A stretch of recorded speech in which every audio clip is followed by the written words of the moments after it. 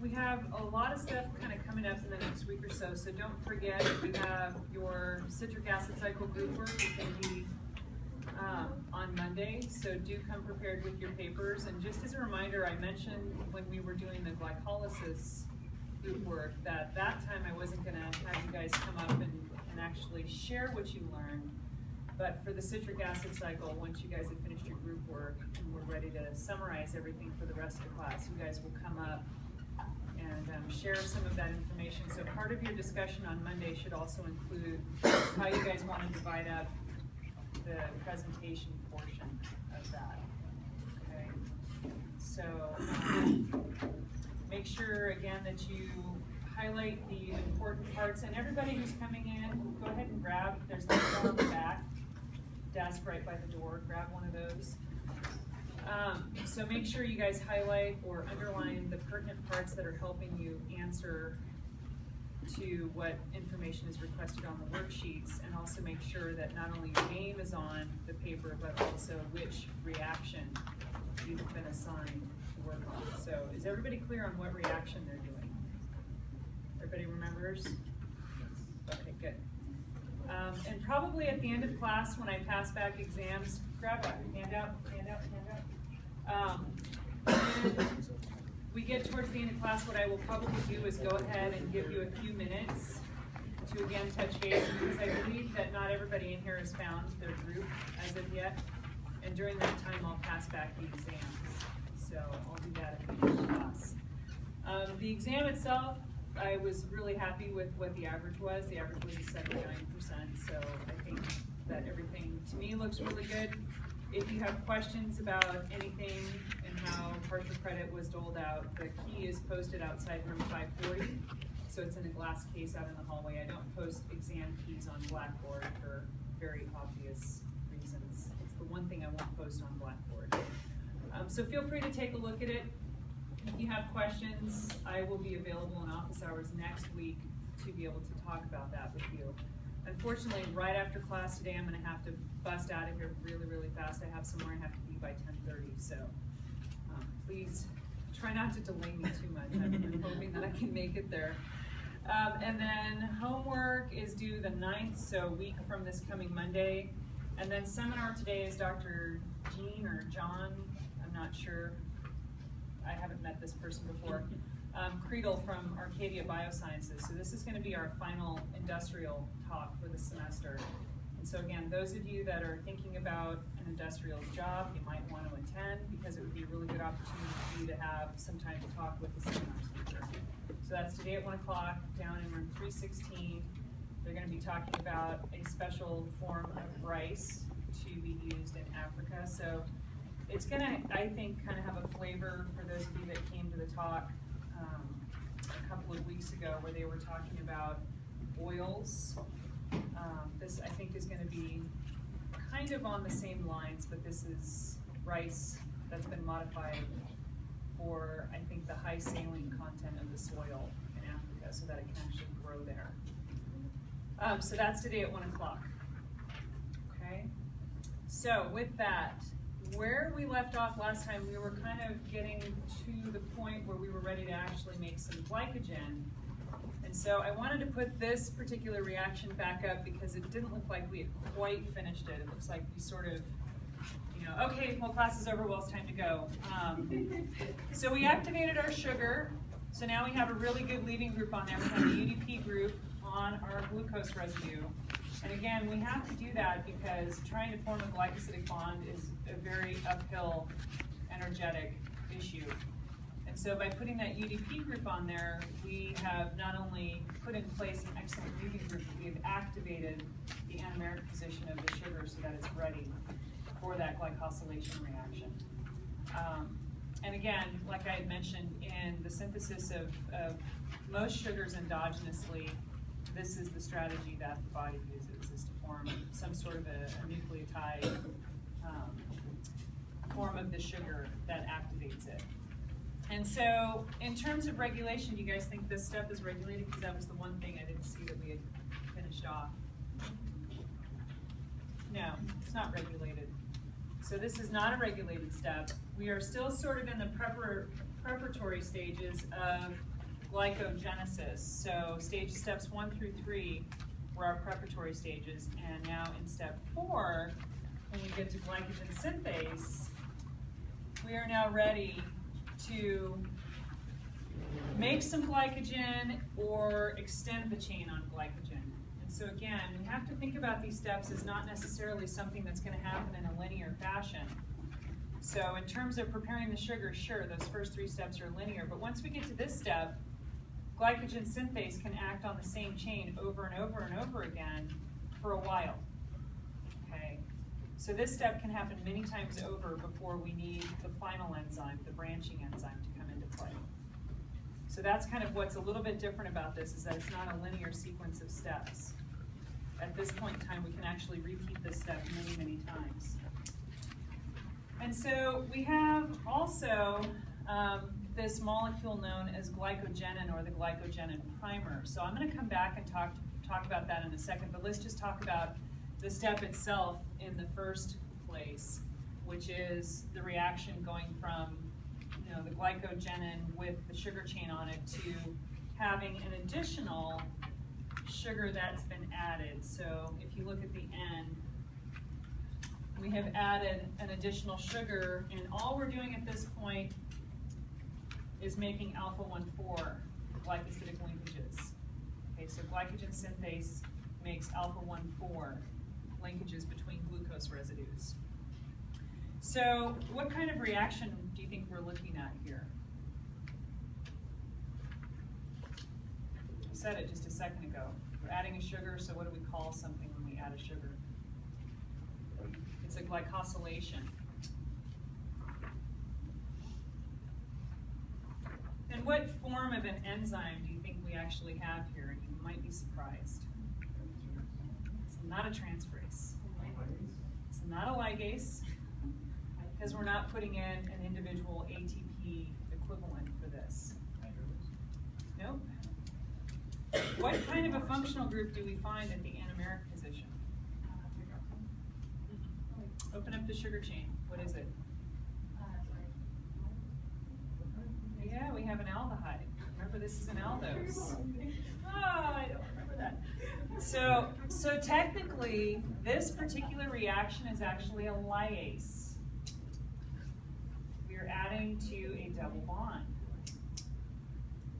Okay. And so we'll look more at that in a second, and I'll show you where that double bond character is.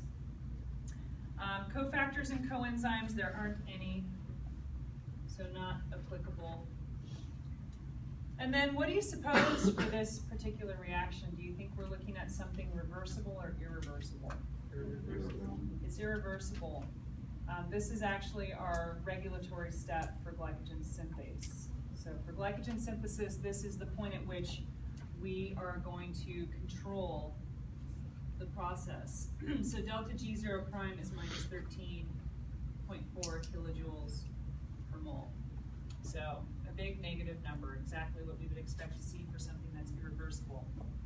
Do we have any direct ATP input? Nope, we don't count that. We already invested that in the previous steps. So we already accounted for that UTP.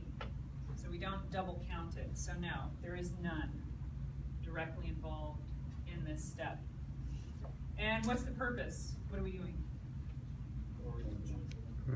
We're growing our glycogen chain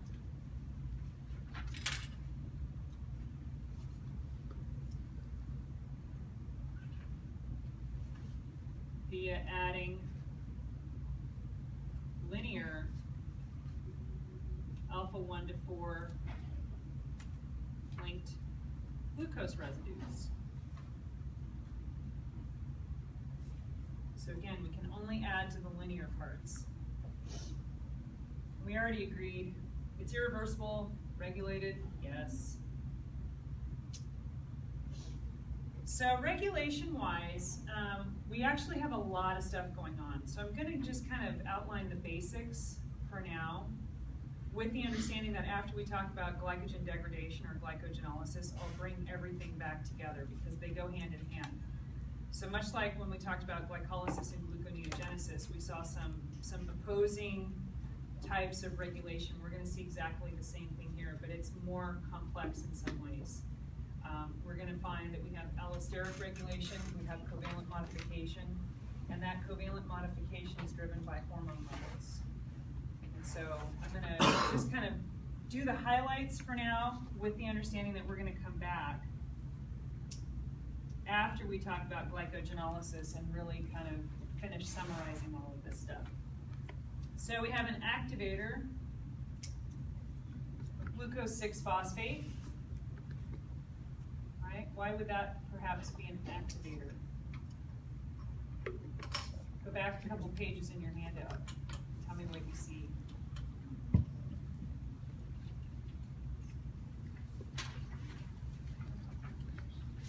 Does it make sense that glucose 6-phosphate is an activator? If we have high levels of that, does that make sense that that would want to promote glycogen synthesis? It's one of the precursors. So plentiful glycogen precursors. So that's a helpful thing. What about this one? ATP.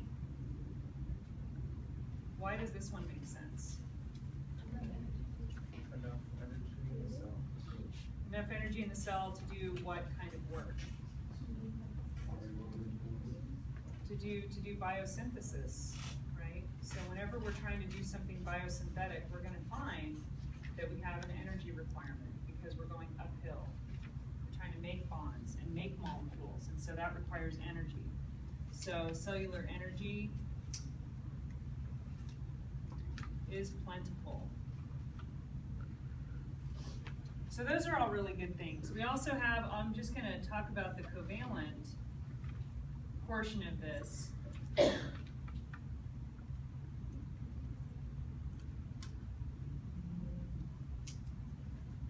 So we have two different forms of glycogen synthase. If I could spell. So we have glycogen synthase A and we have glycogen synthase B. A is the active form. B is the inactive form, and A would be dephosphorylated. B would then be phosphorylated. So again, we're using that addition and deletion of a phosphate group as our way to regulate this enzyme's activity. And again, as I mentioned, I'm not going to go into the hormonal portion of this right now because it actually gets very entailed. But just know that this is really governed by hormone levels. The activity of the covalent form of the glycogen synthase that would be the predominating form at a given point in time would depend on what hormones are out. We also have, I just want to mention, your book mentions that there's actually a transition state or TS inhibitor.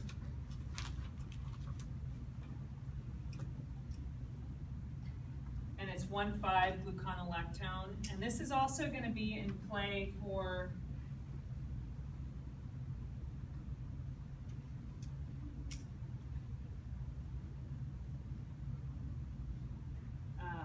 glycogen phosphorylase.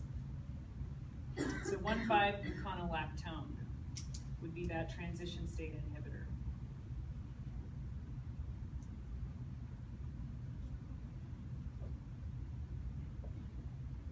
So, coming back to this weird kind of primer issue, there's a preliminary molecule that has to be synthesized before glycogen synthase can act on it. So, glycogen is protein bound, and if we come back up, can I move it back up to the top? Okay. So, we have this protein. So the protein component, the protein carrier for glycogen is glycogenin.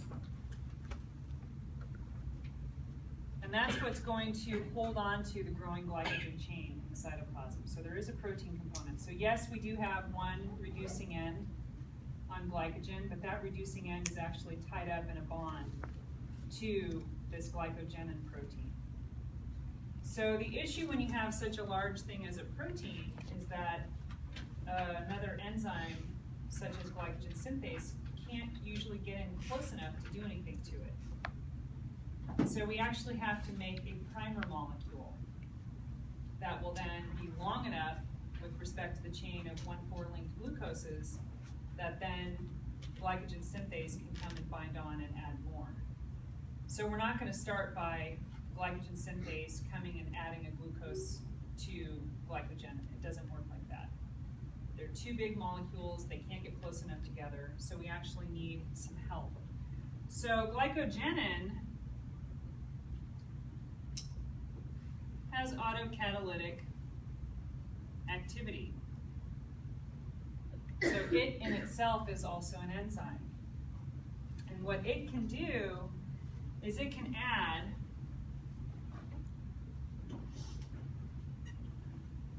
about 8 glucose residues, alpha-1,4 linked,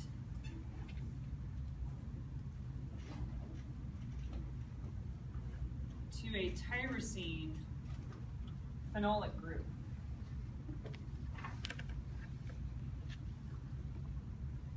So in other words, glycogenin has to add the glucoses itself to that tyrosine group until we reach a chain length of about 8 sugars long. At that point, glycogen synthase can say, oh, there it is. Now I can bind and I can add more linear sugars onto that growing chain. Okay? So you have to form the primer first. So that's the importance of glycogenin. So glycogenin is a protein, but that it is also an enzyme.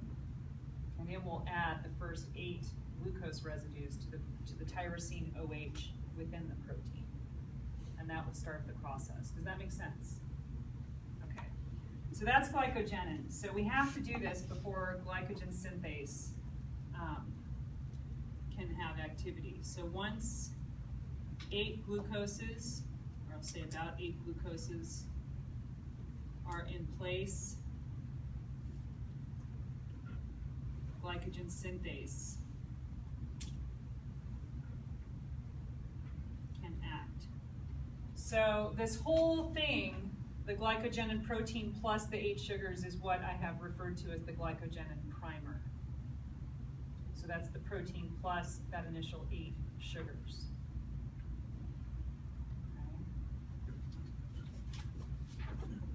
Okay. So again, this step can happen many times. We can grow the alpha-1,4 link chain pretty long, but glycogen is branched.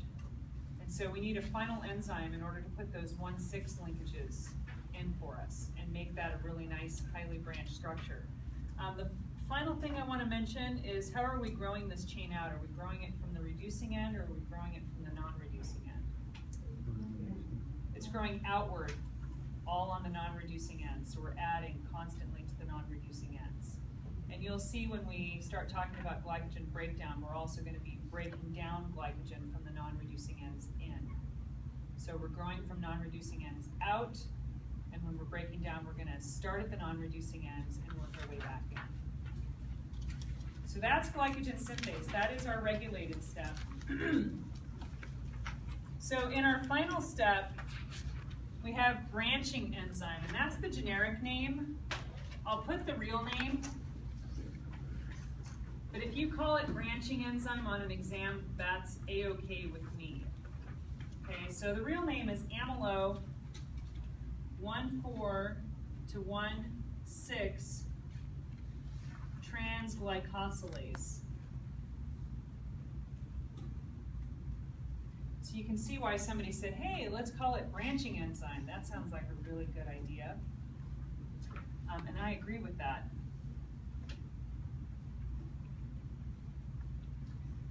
So the purpose and function of branching enzyme is literally to put those 1,6 linkages in place. So I want to kind of do some doodling here. So I'm going to make a mark on my top structure and tell you that we have now n equals 5 out on this end, just to keep it simple. I'm also going to tell you that we're going to break the chain right there. So we're going to take 7 glucoses. We're going to break the trans-glycosylase or branching enzyme is going to break the 1,4 linkage, 7 glucoses from the end, from the non-reducing end. And what it's going to do is carry that whole group of 7 sugars and move it. And it's going to form now an alpha-1,6 linkage. So it'll break the alpha-1,4, move that chain over, and form a new alpha-1,6. Okay? So, here's some of the requirements.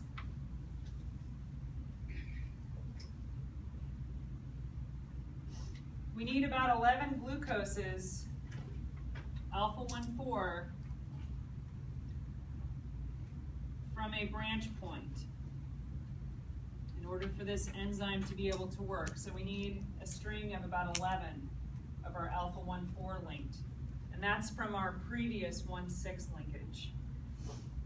When we form the new 1,6, we will need a minimum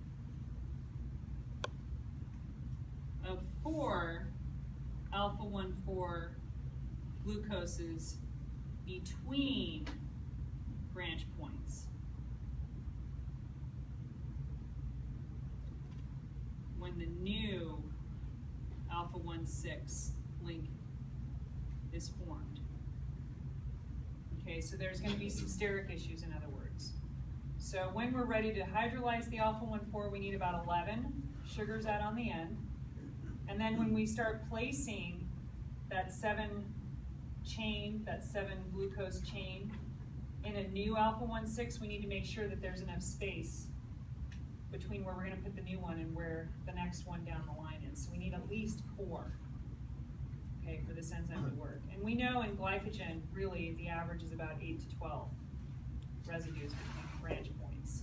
But the minimum is it has to be at least 4. And again, the final thing, we'll move 7 alpha-1,4 linked glucoses. Okay? So this is just the requirements for this enzyme to have activity. We need to have some room. There are some steric implications. So reaction type, what are we doing?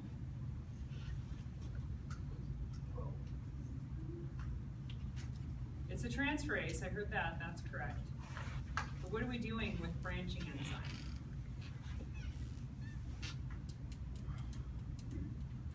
Polymerization. Well, we're yes and no. I mean, it's already polymerized, but what are we doing with the polymer? It's not really an isomerization. I guess it is if you think about it in a global sense, but it's considered a transferase, so it's not an isomerase. But what are we doing? What are we accomplishing? Transferases move things. So we're moving some sugars, and we're making the polymer more or less branched. No, it's not more glycosylation. We're changing the glycosylation.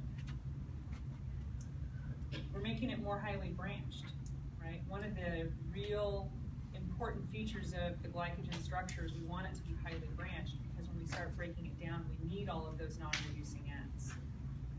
So by transferring the sugars from 1,4 linked and converting it into a new alpha-1,6 link, we are increasing the branching. So we're increasing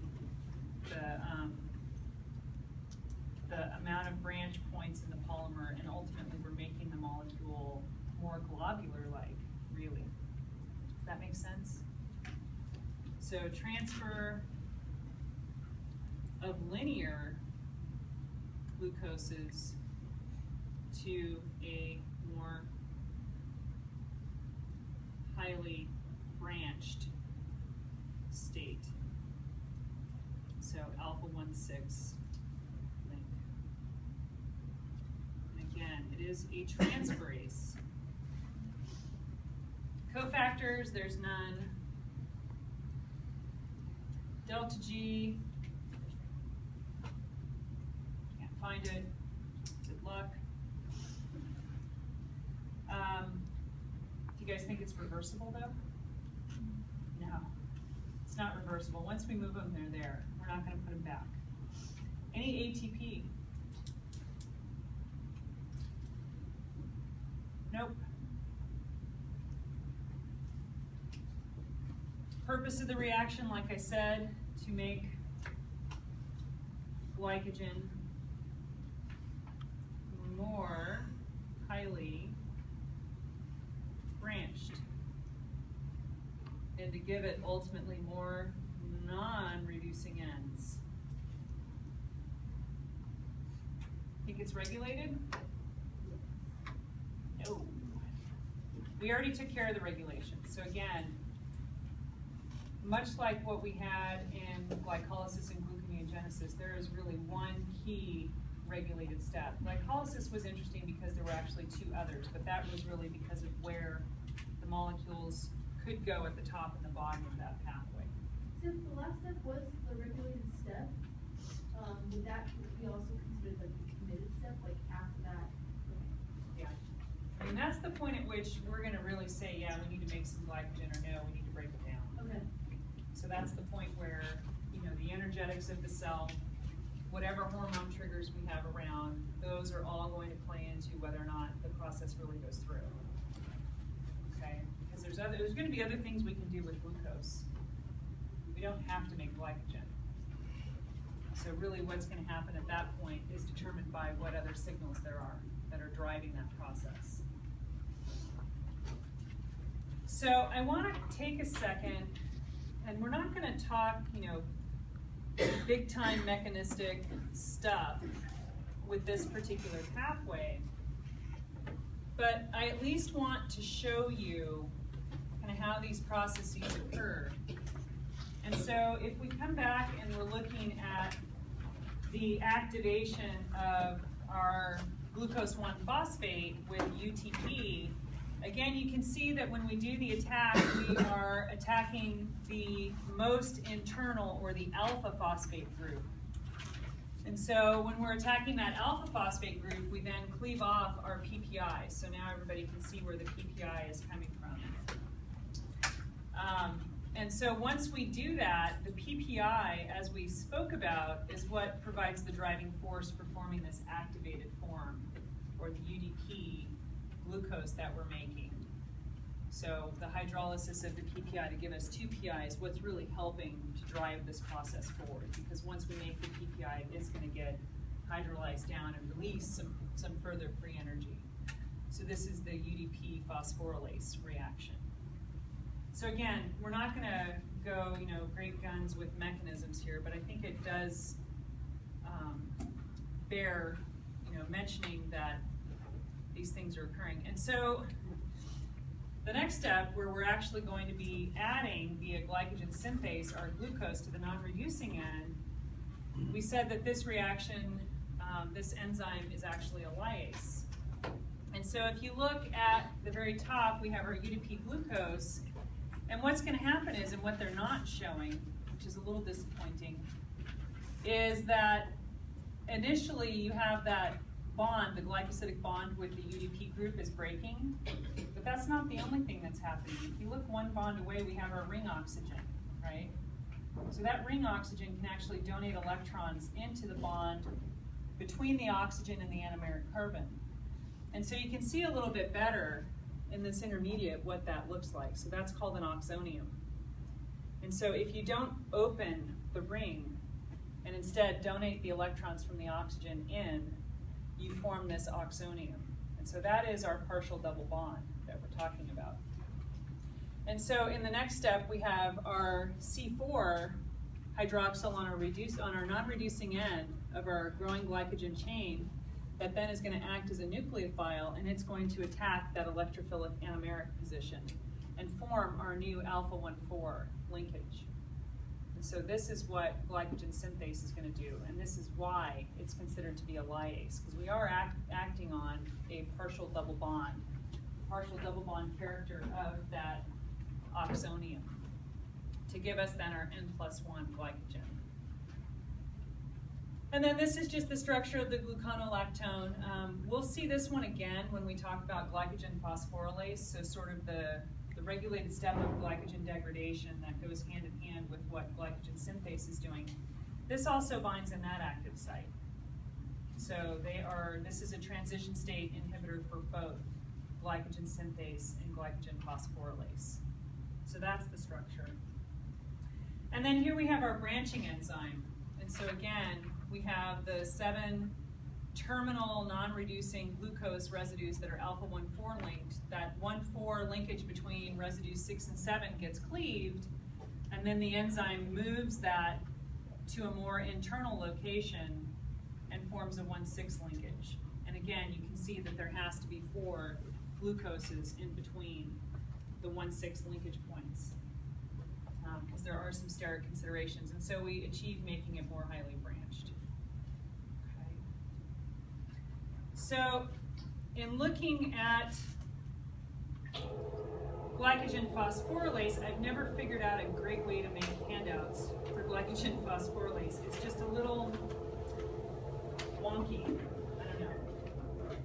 So what I want to do with glycogenolysis is first kind of give you some of the basic background information for that, and then talk about the 3 repeating steps that we have for glycogen degradation. So before I do that, any questions about glycogen synthesis? Okay. So glycogen degradation, or glycogenolysis,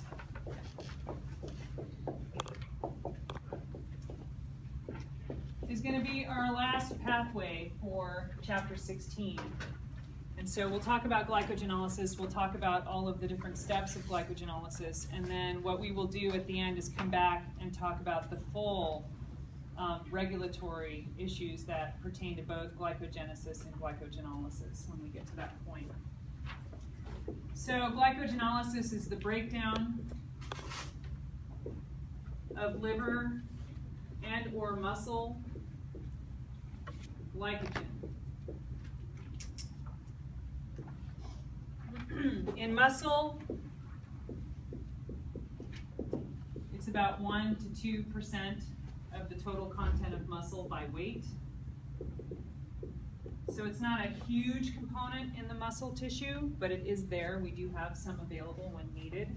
In liver, it's about 10% by weight. So liver, by far and away, holds more glycogen. It's our primary glycogen storage organ in our body. And it bears mentioning that glycogen degradation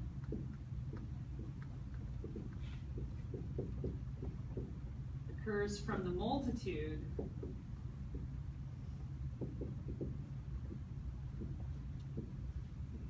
of non-reducing ends. It just bears mentioning glycogen only has, as does any sugar, 1 reducing end.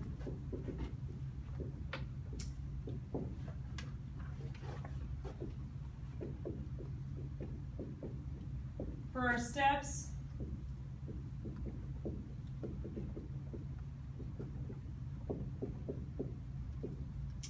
it is a 3-step iterative process. So again, some of these steps can happen over and over and over again until the next enzyme needs to come in. And that's going to be the case with respect to glycogen phosphorylase, our first enzyme.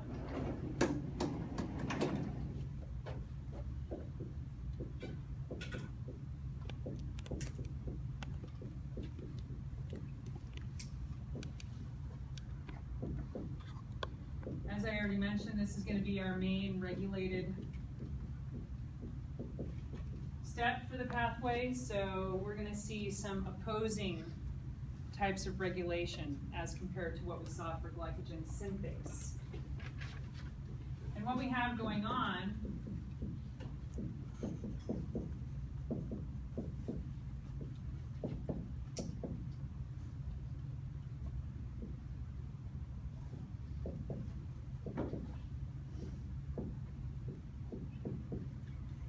is we have our glycogen chain. We're going to be adding a phosphate group, and we're going to end up with our glycogen chain now one residue shorter. So we're going to be breaking an alpha-1,4 linkage plus a glucose 1-phosphate. So that's going to be what the action of glycogen phosphorylase is. And it's a really kind of an interesting process.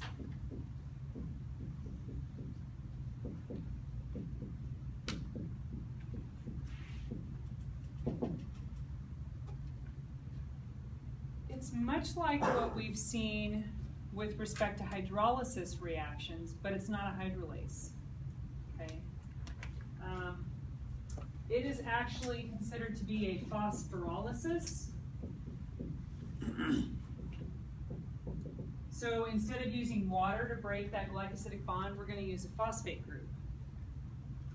And because that phosphate group gets incorporated into the product, it's not a hydrolase. So what do you guys think it might be? Guesses are good. Yes, it's a transferase.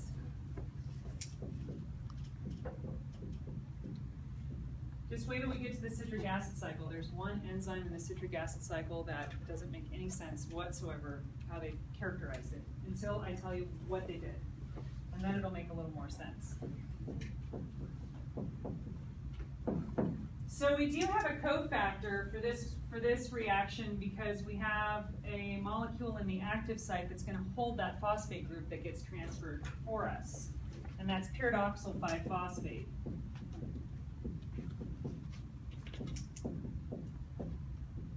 It is a vitamin B6 derivative. So make sure you guys get your B vitamins. Other than that,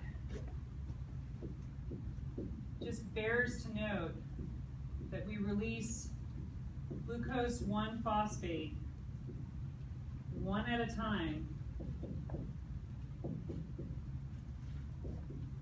from the non-reducing end, or I should say ends of glycogen. Because the molecule is so large, you can have multiple molecules of glycogen phosphorylase bound in different locations and start chewing on the polymer. And so the way I like to think of glycogen phosphorylase is like it's a little Pac-Man. It starts chewing from the ends and it works its way in. And there is a point at which it cannot go any further, again because of sterics.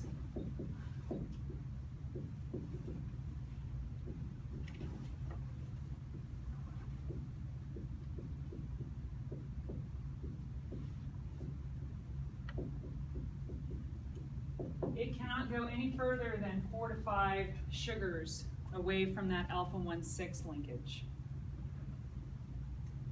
So that's going to require a second enzyme to take care of that 4 to 5 sugars that are left, because glycogen phosphorylase can't bind to or act on those molecules. So we need another enzyme, and we'll get to that in a second, but because we have regulation issues, and actually let's think about the next enzyme. So if branching enzyme was what put alpha-1,6 linkages in place in glycogen synthesis, what do you think is going to be able to take it apart? Debranching enzyme, yeah. So we'll come back to debranching enzyme. Again, I want to talk a little bit about regulation. So yes, this is an irreversible step. I don't have a value for delta G0 prime, but likely to be a big negative number, right? And we do have regulation, and the regulation is very in line with what we saw for glycogen synthase. So we're going to have some allosteric regulation, we have covalent modification, and we're also going to have that covalent modification be driven by hormone levels. So all three of those things are going to work together. So we'll talk about allosteric first.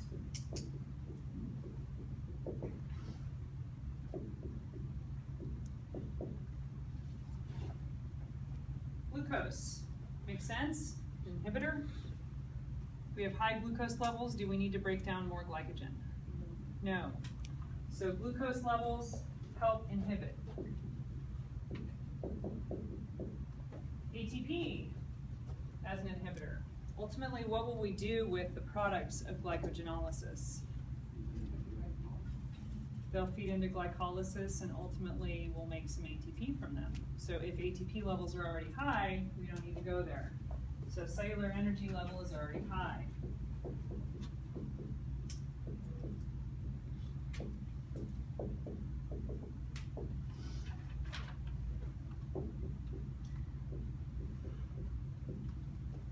Another thing that we have that kind of goes hand in hand with glucose being an inhibitor is glucose 6-phosphate. So glucose 6-phosphate levels we saw when they were high for glycogen synthesis, that was an activator. So when we look at the glycogenolysis side of the equation, we're going to see that acting as an inhibitor because it's an indication that we have lots of precursors to glycogen. So again, we don't need to degrade glycogen and make more of those types of molecules.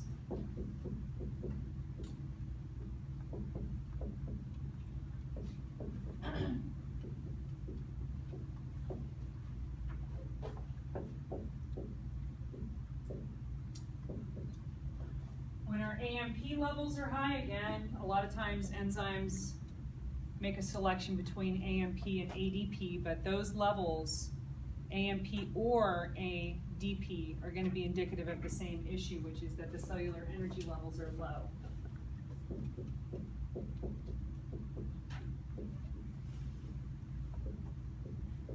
And whenever we see cellular energy being low, we want to favor catabolic types of pathways such as this, so that we can ultimately make some more ATP and help that organism complete the work that it needs to do.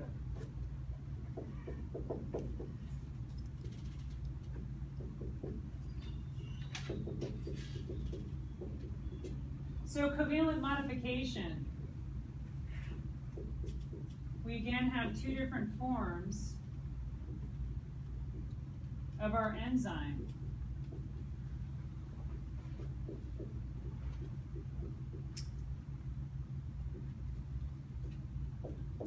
And I want you guys to sit and think about it for a second.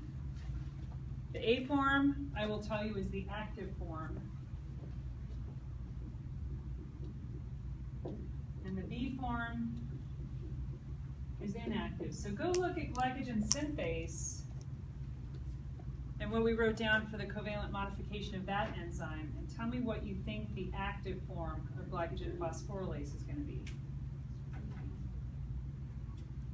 So glycogen synthase, what was the active form of glycogen synthase? It was dephosphorylated. So now we're going to have the opposing pathway. The active form is going to be phosphorylated. So again, you're going to see those opposing mechanisms. So when you phosphorylate things, when you turn on the kinase enzymes and start phosphorylating a bunch of enzymes, you effectively want to be able to turn one pathway off and turn the other pathway on. So we're going to find that our active form of glycogen phosphorylase is going to be phosphorylated, and the inactive form is going to be dephosphorylated. Does that make sense? Okay. So that kind of strategy we're going to see over and over again. And so it's really good to be able to recognize when you're seeing that so that you can understand kind of how things go. And we're going to talk a lot more about all of these phosphorylation reactions because it's a really cool process. And this is a lovely word.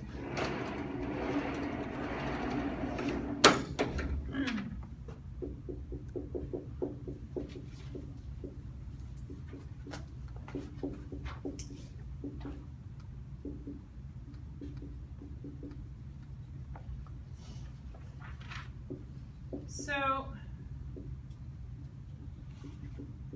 let me just outline what we're going to see in the mechanism, and then that's probably where we're going to end with today. I'll just show the slide and we'll pick up with that on Monday. So here's some basic things. The active site of glycogen phosphorylase only accommodates linear sugars. So that's going to mean that only those long alpha-1,4 linked segments are going to be able to make it into the active site. If you get too close to a branch point, it's not going to be able to get into the active site and be acted on by glycogen phosphorylase. So that's going to be one thing to note. So not branched. The other thing to note is that when we're done, we achieve retention of configuration. And that's going to be of our glucose 1-phosphate product. So we're going to make it alpha for glucose 1-phosphate. It's going to have an alpha linkage to that phosphate group. So just kind of coming back, we'll just take a look at the mechanism just so you can see it. And you're going to see, similar to what we saw for glycogen synthase, we're going to go through an oxonium ion intermediate. So it should make sense why that gluconolactone would be something that would be an inhibitor, right? Because it looks very, very much like what we see for that oxonium. So if we come up to the top of our figure, we have our glycogen, we have a phosphate group coming into the active site, and then we have our pyridoxal phosphate group in blue, right?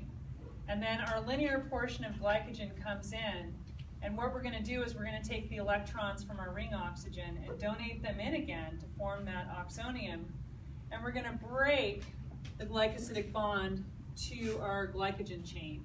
And so that OH is going to get protonated, that comes off. At that point, we then are going to take our phosphate group that came in, and it's going to get protonated in a different spot by the phosphate group on the pyridoxal phosphate. So now we have our intermediate. Here's the rest of our glycogen chain.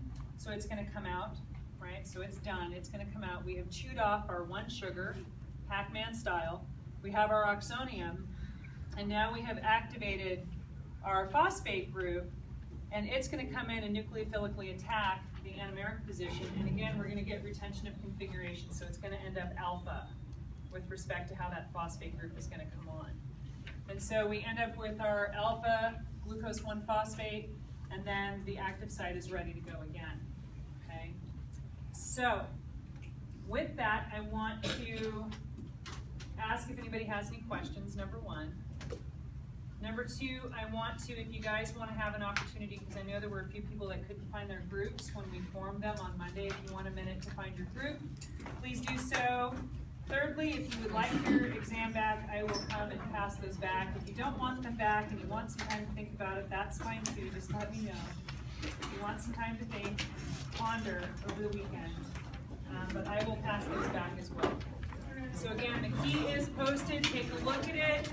I will be available on Monday if you want to talk about it. But with that, I hope you guys have a really good weekend, and I will see you on Monday.